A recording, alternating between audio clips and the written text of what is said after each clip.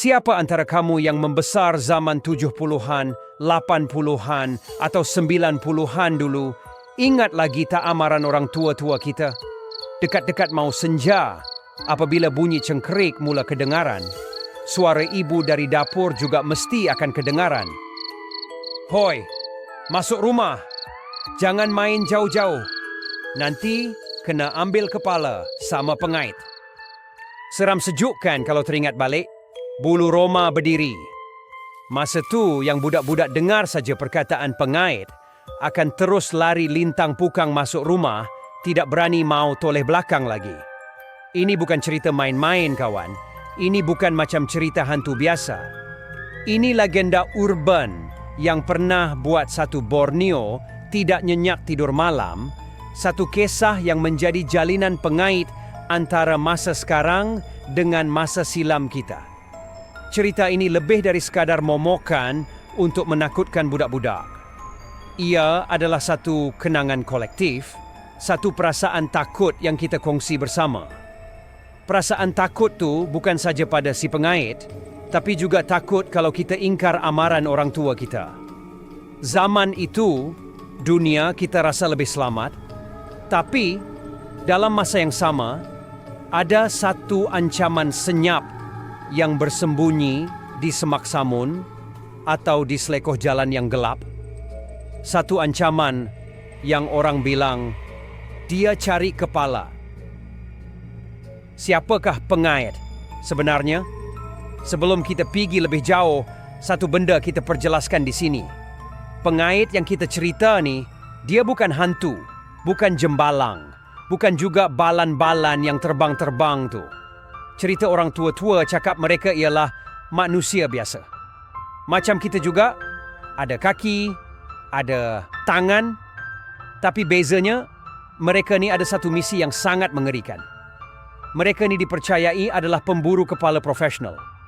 Manusia sebenar yang diupah atau ditugaskan untuk satu kerja sahaja, mencari dan mengambil kepala manusia. Mereka bukan pembunuh rambang, tapi mereka ni macam pakar dalam bidang yang gelap ni. Bergerak senyap, cekap, dan selalunya tidak meninggalkan jejak. Yang bikin lagi ngeri, mereka ni boleh jadi sesiapa saja.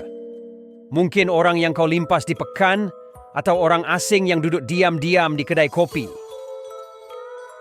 Di Sabah ni, gelaran untuk pemburu kepala ni ada banyak, ikut suku kaum. Kalau di kalangan masyarakat Murut, mereka panggil Tonggorib. Orang Lotud panggil Magarib.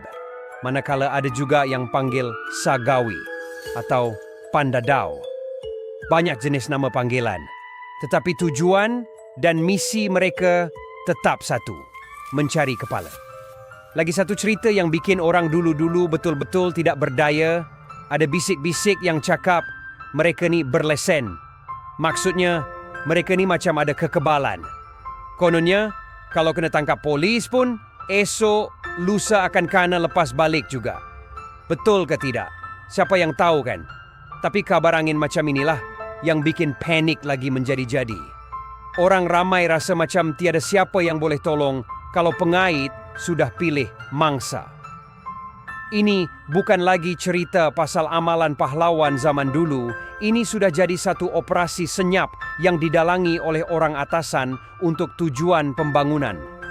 Dari amalan ritual yang dihormati, ia berubah menjadi sesuatu yang digeruni di zaman moden.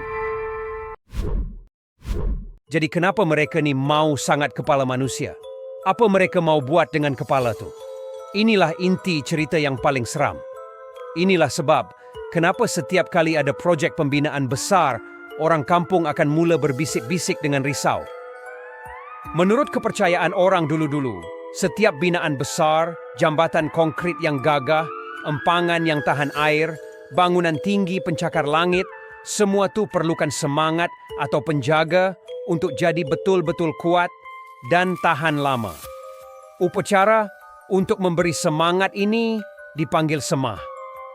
Dan untuk semah yang paling berkuasa, mereka perlukan korban yang paling tinggi nilainya. Kepala manusia. Kepercayaan ini berakar umbi dari amalan kuno di Borneo. masyarakat dulu percaya yang kepala manusia ni adalah pusat segala kekuatan, tempat bersemayamnya roh dan semangat yang dipanggil tanda hau. Jadi, dengan menanam kepala yang baru dipenggal di tapak asas ataupun tiang utama sesebuah binaan, semangat ataupun tanda hau, mangsa tu akan terperangkap. Roh tu tidak akan aman dan terpaksa menjadi penjaga abadi untuk struktur tersebut. Macam satu perjanjian darah dengan tanah. Dia yang akan pastikan jambatan tu tidak runtuh bila banjir besar. Bangunan tu tidak goyang bila ada gegaran. Cerita ni bukan sekadar cakap-cakap kosong. Ia sering dikaitkan dengan tempat-tempat yang wujud di dunia nyata, yang bikin ia lagi terasa benar. Mesti kamu pernah dengar cerita legenda pasal jambatan Tamparuli yang lama? Orang bilang, untuk kukuhkan jambatan tu yang selalu kena bawa arus sungai, seorang gadis bernama Solungkoi telah dikorbankan, ditanam hidup-hidup di dalam pasu di bawah tiang pertama jambatan tersebut. Ada juga satu lagi kisah yang lebih moden dan menakutkan, pasal satu jalan raya di kawasan pedalaman Tambunan.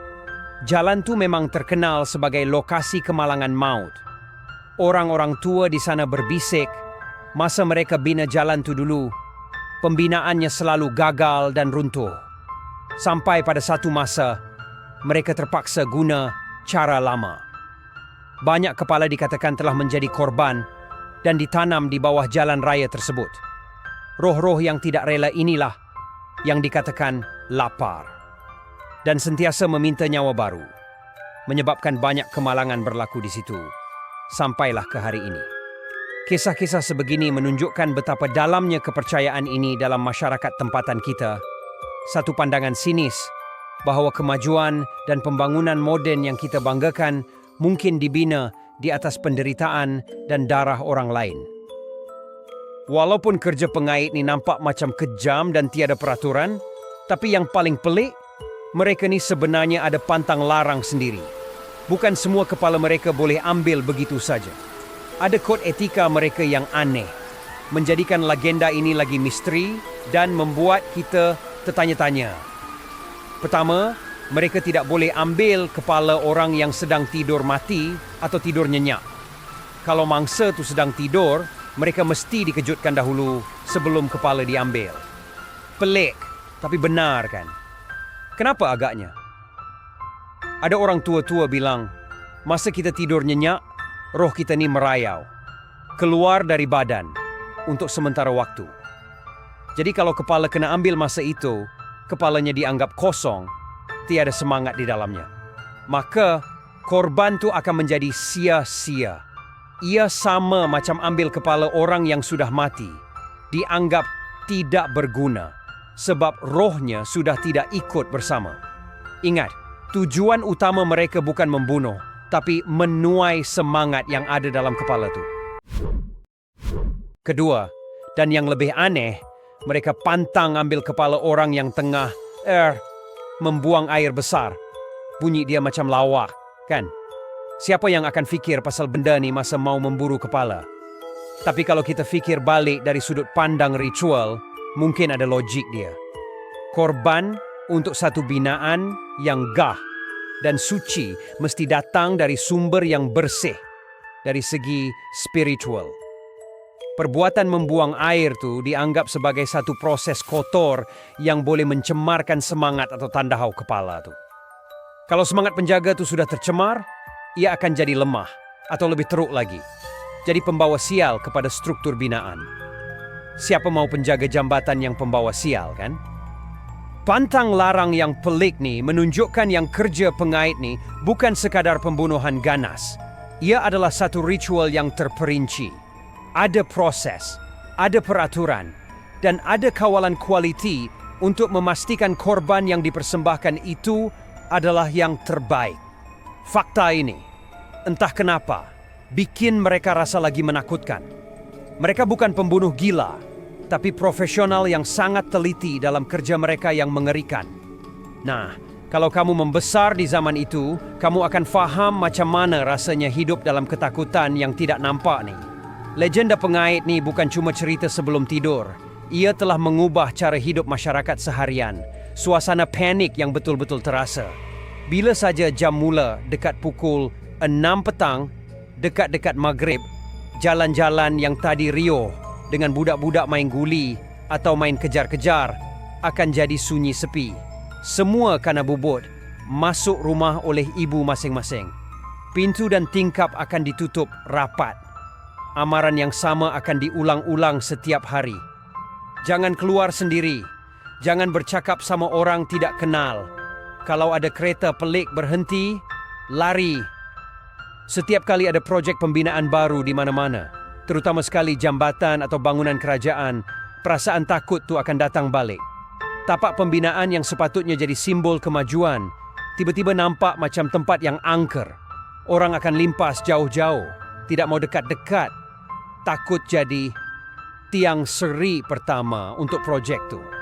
Dan yang paling menyedihkan, setiap kali ada berita orang hilang, tidak kira budak-budak ataupun orang dewasa, perkataan pertama yang akan keluar dari mulut orang ramai, pengait. Bisik-bisik di kedai kopi, di pasar tamu, di perhentian bas, semua akan cakap pasal ni. Tiada siapa yang berani cakap kuat-kuat, tapi semua orang fikir benda yang sama. Panik yang dicipta oleh legenda ini adalah satu bentuk histeria sosial. Ia adalah manifestasi ketakutan masyarakat terhadap perubahan. Pembangunan yang pesat membawa masuk ramai orang luar. Jalan-jalan baru dibina. Dan rasa selamat dalam komuniti kampung yang kecil mula terhakis. Pengait menjadi simbol kepada semua ketakutan ini. Ancaman dari dunia luar yang tidak dikenali, yang datang untuk mengambil sesuatu yang paling berharga dari mereka. Sekarang, bila kita sudah dewasa dan hidup di zaman moden, senanglah kita cakap ini semua cerita dongeng saja kan? Mungkin ini cuma cara paling power untuk orang tua-tua kita dulu menakutkan kita supaya jangan merayau-rayau sampai malam. Satu momokan yang sangat berkesan untuk pastikan anak-anak selamat di rumah dan tidak mudah percaya dengan orang asing. Itu penjelasan yang paling logik dan rasional. Tapi, dalam setiap legenda, selalunya ada sisa-sisa kebenaran. Kita tidak boleh nafikan yang amalan memburu kepala dan korban manusia ni memang sebahagian dari sejarah kuno Borneo yang telah didokumenkan. Ia bukan rekaan. Amalan ini pernah berlaku atas pelbagai sebab, antaranya seperti ritual keagamaan, bukti keberanian, atau untuk meluaskan wilayah masing-masing.